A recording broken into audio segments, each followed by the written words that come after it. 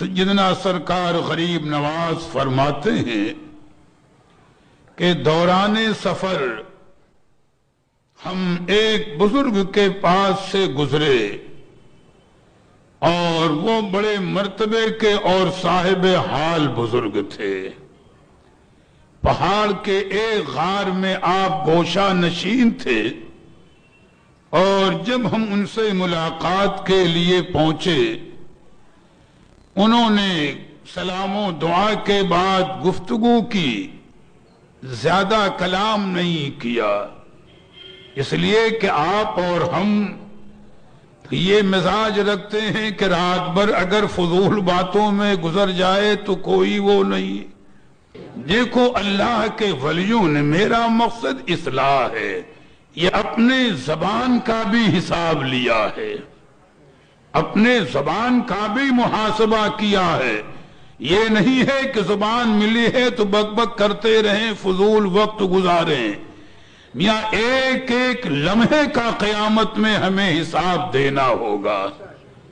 غالباً منہاج العابدین شریف کے اندر جو سیدنا امام غزالی رحمت اللہ تعالی علیہ کی ایک معتمد اور مستند کتاب ہے، کسی بزرگ کا واقعہ نظر سے گزرا کہ آپ مسلسل کم و بیش 40 سال سے رو رہے تھے، گریہ و زاری میں کمی نہیں تھی، معمولات بھی ادا ہوتے تھے، گریہ و زاری کا معاملہ بھی جاری تھا آپ کا۔ تو خدام میں سے یا احباب میں سے کسی نے ایک مرتبہ پوچھا کہ حضور برسوں گزر گئے، آپ کی گریہ و زاری میں فرق نہیں آیا، آپ اسی انداز پر رو رہے ہیں، آخر اس رونے کی کوئی خاص وجہ بھی ہے؟ دیکھو غور کرنا، اللہ کا ولی اپنا حساب خود کیسے لیتا ہے۔ تو ان بزرگ نے ارشاد فرمایا، ہاں ایک معمولی سی بات پر مجھے رونا آ رہا ہے اور ڈر ہے کہ قیامت میں نہ جانے میرا کیا حال ہو۔ تو آپ سے لوگوں نے پوچھا، حضور آخر وہ بات کیا ہے؟ غور کرنا۔ تو ارشاد فرمایا کہ ایک مرتبہ میں اس ایک راستے سے گزر رہا تھا، میرے مرید کا مکان تھا، اس میں کھڑکی بنی تھی، میں نے اپنے اس مرید سے پوچھا کہ اس مکان میں یہ کھڑکی تم نے کیوں بنوائی یا کب بنوائی؟ تو میرے مرید نے کہا، حضور جب سے مکان بنا کھڑکی بنوائی اس لیے کہ اس سے ہمیں اذان کی آواز یا اور کچھ سننے کو ملے، ایسے ہی گفتگو ہے۔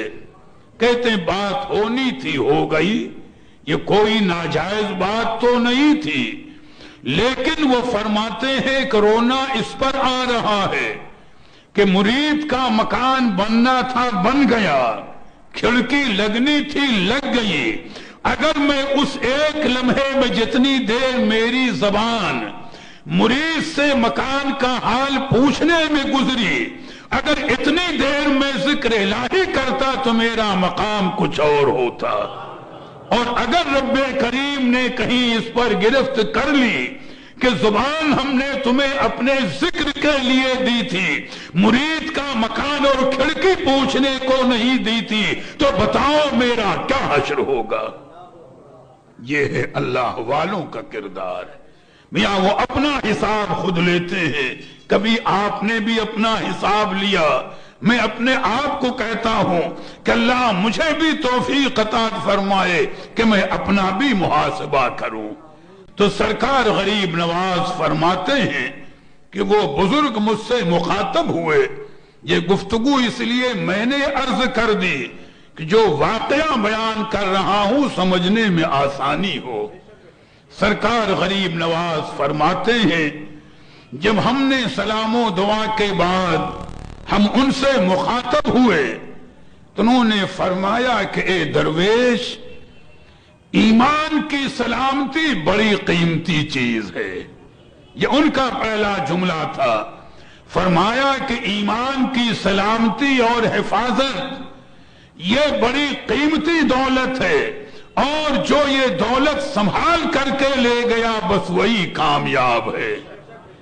اور اس پر اگر میں بات کو طول دوں تو ایک وقت لگے گا۔ اس کے بعد فرمایا کہ ان بزرگ کا حال یہ تھا کہ جب ان کے سامنے قبر کا کبھی ذکر آ جاتا تھا تو ان کی آنکھ سے یہ پانی والا آنسو نہیں، خون کے آنسو نکلتے تھے، خوف سے۔ قبر کا منظر، قبر کا عالم، قبر کی کیفیت، تو اور اگر رونے لگے تو مسلسل قبر کو یاد کر کے ایک ہفتہ روتے رہتے تھے۔ تو فرماتے ہیں کہ دوران گفتگو ان سے پوچھا کہ حضور یہ آپ کے قبر کے خوف سے اس قدر رونے کی وجہ کیا ہے؟ آنکھ سے خون کے آنسو نکلتے ہیں، معاملہ کیا ہے؟ تو ان بزرگ نے فرمایا کہ درویش، ایک مرتبہ میں اپنے ایک دوست کے ساتھ، اور وہ بھی عارف باللہ تھے، ایک قبرستان سے گزرا، اور ایک قبر کے قریب ہم دونوں آدمی بیٹھ گئے۔ میرے وہ دوست صاحب کشف تھے، اور ان کے دل کی آنکھیں روشن تھی۔ انہوں نے اپنے اس نور کے ذریعے جب قبر پر نظر ڈالی تو دیکھا کہ قبر والے پر بڑا دردناک عذاب ہو رہا ہے، بڑا خوفناک عذاب ہے۔ فرماتے ہیں کہ اس قبر کے منظر کو انہوں نے دیکھا تو چیخ ماری بے ہوش ہو گئے، اور بے ہوش ہی نہیں ہوئے، ان کا بدن سمٹ گیا اور پگھل کر پانی کا ایک قطرہ بن کر کے غائب ہو گیا، قبر کے عذاب کے خوف سے، قبر کے منظر کو دیکھ کر کے۔ تو فرماتے ہیں کہ جب سے میں نے اپنے ان دوست کا یہ عالم دیکھا، اب قبر کے خوف سے رونے کے علاوہ مجھے کچھ نظر نہیں آتا۔ میں سیدھا اٹھا، اس غار میں آ کر کے گوشہ نشین ہو گیا، اور آج 7 سال کا عرصہ گزرا کہ میں نے کوئی کلام نہیں کیا۔ جب آپ آئے ہو تو میرا یہ کلام ہے، اور بس یہی نصیحت ہے کہ ایمان کی سلامتی کی دعا مانگنا، قبر کے عذاب سے لرزنا، بس اب میرا وقت اتنا ہی، اور خاموش ہو گئے۔ میں غور کرو، مقام عبرت ہے۔ آج دنیا تو ہم پر ایسی غالب کہ جیسے سوچ رکھا ہے قبر کا معاملہ ہی نہیں، حشر کا معاملہ ہی نہیں۔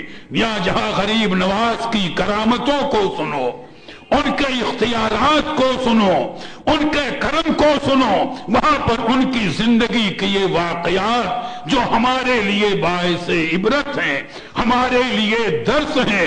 اللہ تعالیٰ ان کے فرمان پر عمل کرنے کی ہمیں توفیق عطا فرمائے۔